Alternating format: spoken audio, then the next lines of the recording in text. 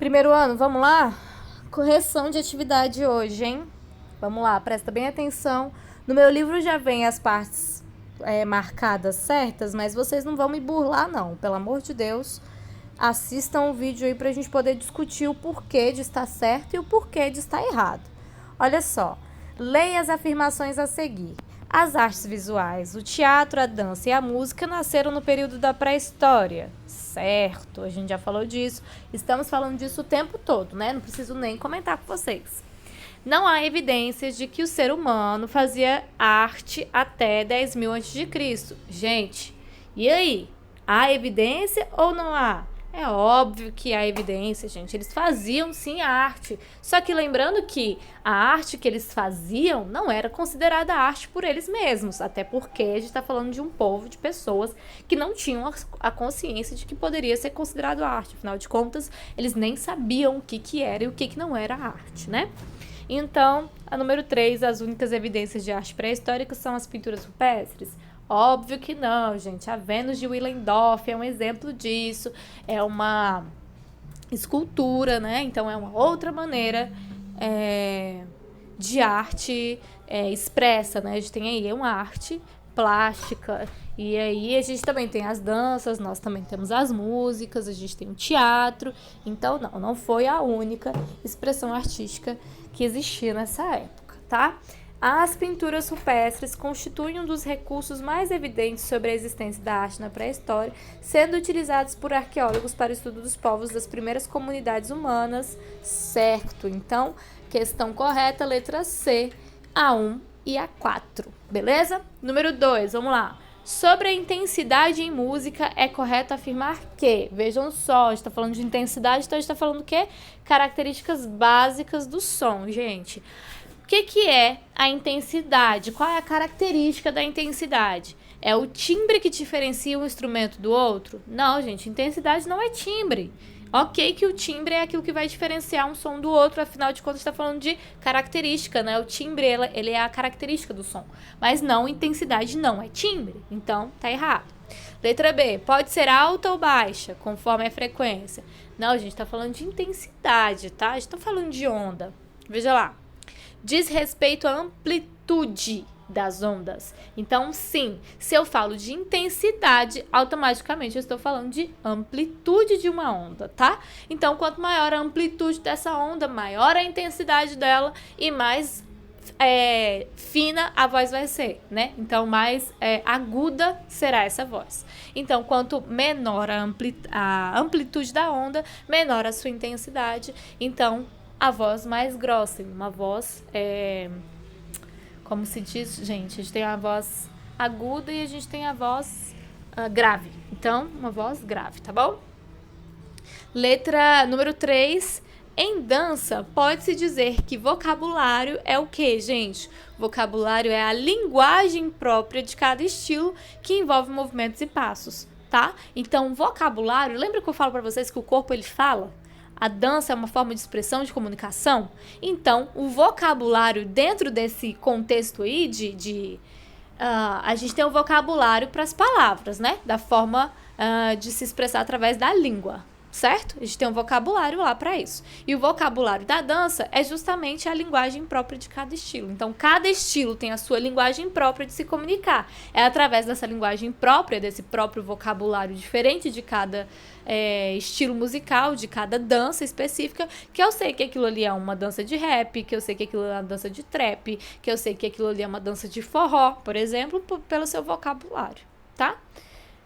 Gente, número 4 vai falar de um textinho aí sobre a utilização dos sons da música na época da pré-história. Então, ele diz que para os pesquisadores é muito complicado conseguir pesquisar, por exemplo, sobre música e sobre sons naquela época, que a gente está falando de quê? De patrimônios materiais ou de patrimônios imateriais? São patrimônios imateriais, ou seja, se é imaterial, é algo tangível, eu pego na minha mão, eu consigo segurar isso, eu não consigo segurar o som, eu não consigo segurar a música, eu não consigo segurar a dança, então é algo que é uma manifestação, gera-se um clima, gera-se uma atmosfera. E isso são coisas que partem o quê? Do sentimento, da expressão. A gente não sente pelo toque, a gente não sente pelas formas tangíveis, a gente sente pelo sentimento, a gente sente pelo coração. E quando a gente está falando de arte, quando a gente está falando de expressão artística,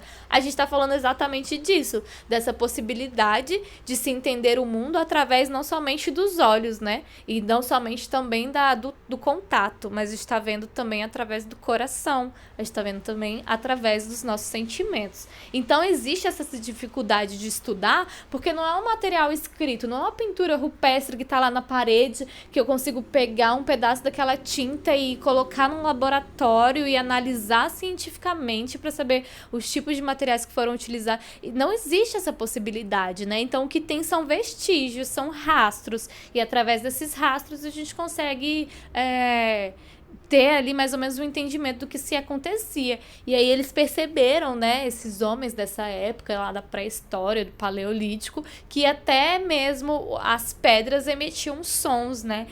Eles falam assim, elas ressoavam, as pedras quando você batia uma na outra, elas estavam ressoando. Então a partir daí talvez a gente consiga entender o conceito, assim, esse entendimento nosso enquanto ser humano de que, não é só o fogo que se faz, mas a música também pode se fazer, né?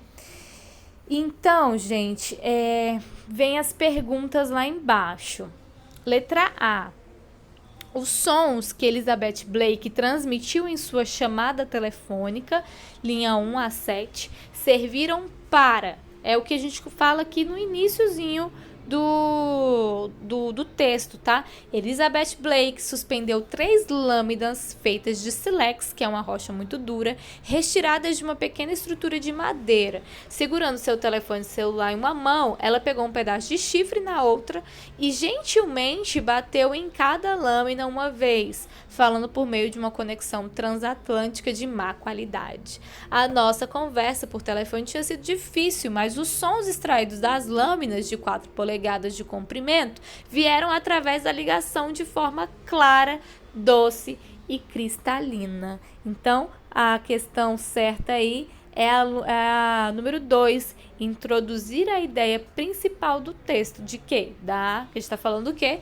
Do som, certo? Então, ela ter a sua chamada telefônica lá entre as linhas 1 e 7, serviu para a gente conseguir entender do que é que o texto viria a se falar mais para frente, que é sobre os sons, tá?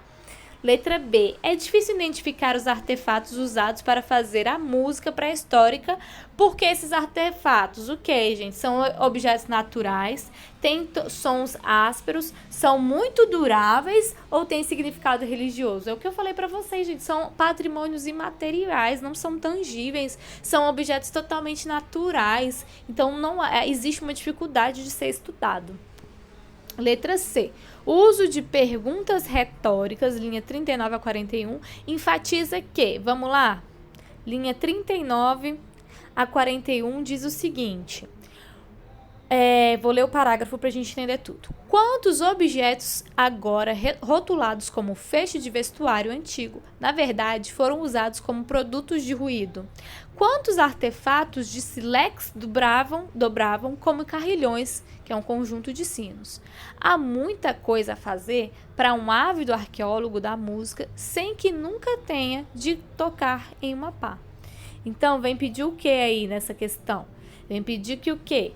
Ele vem enfatizar que os artefatos descobertos podem ter sido mal interpretados. Porque isso é algo, gente, coloque na cabeça de vocês.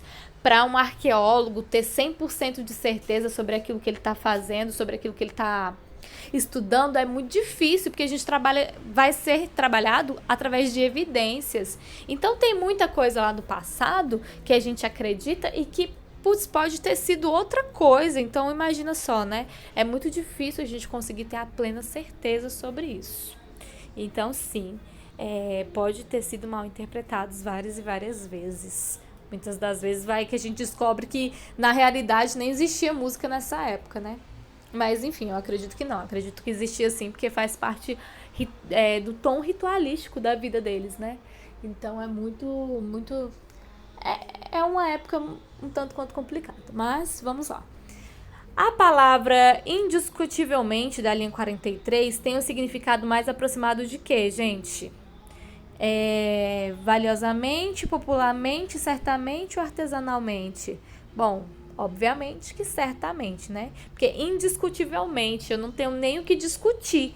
Indiscutivelmente, a minha turma do primeiro ano é a que vai se sair melhor nas minhas provas, nos meus testes através do Google Classroom. Então, certamente todos vocês se sairão muito bem.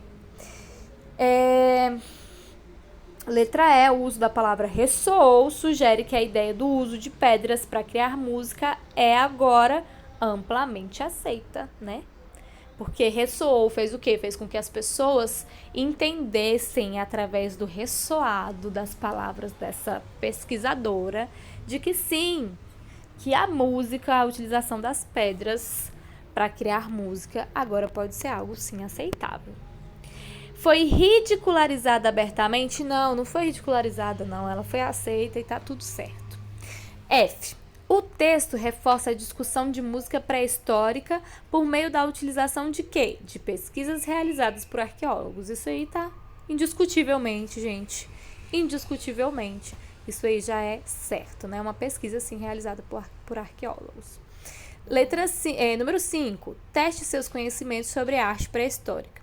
A. As estatuetas pré-históricas que representam os seres humanos são quase todas do sexo quê?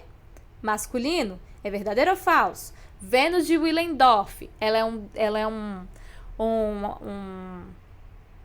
estatueta feminina ou masculina, gente? Lembra desse quesito da fertilidade? O homem sendo fértil, ok, mas é a mulher que vai parir, é a mulher que vai dar à luz. Então, a gente está falando de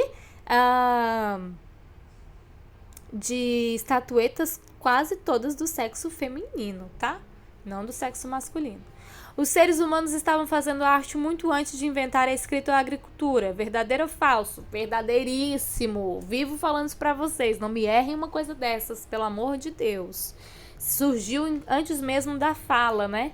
Surgiu antes mesmo da escrita. Então já existiam as formas de gestos. O que as pinturas pré-históricas nas cavernas da Europa significavam para as pessoas que as criaram? As pinturas rupestres são prova de que havia uma religião pré-histórica?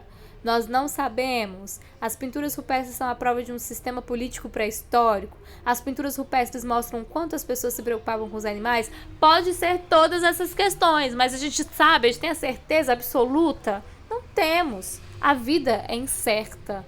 E tanto a vida do futuro quanto a nossa vida do passado também. Então, nós não sabemos, literalmente.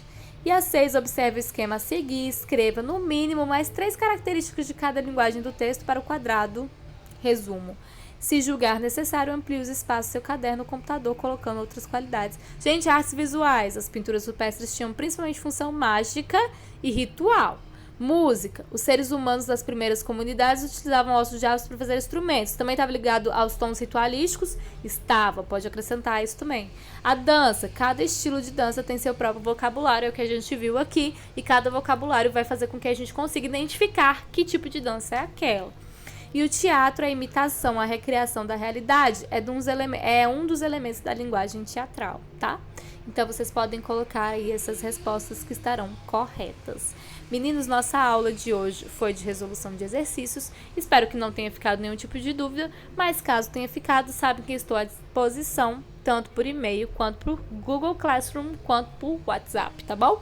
Um beijo, fiquem com Deus e até mais.